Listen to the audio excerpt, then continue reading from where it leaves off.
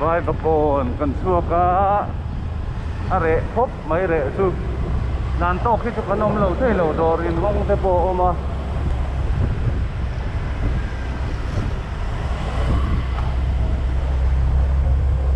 vai bakon po an stick ta lo khop mai an stick thei te reng nen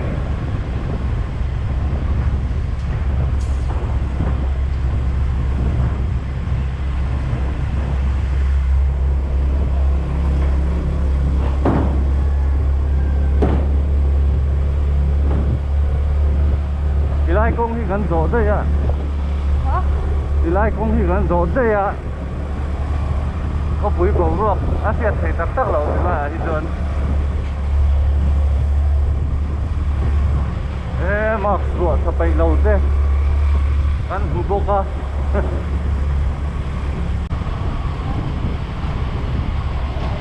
Quên tu, anh speak nếp đâu mà đi rồi, rồi kia. Anh đi hay không? Anh ini karena kan stick cup mai dro.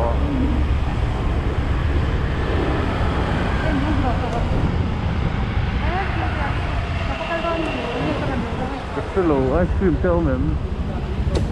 Ang unaw in the ice cream ta sana mai lo.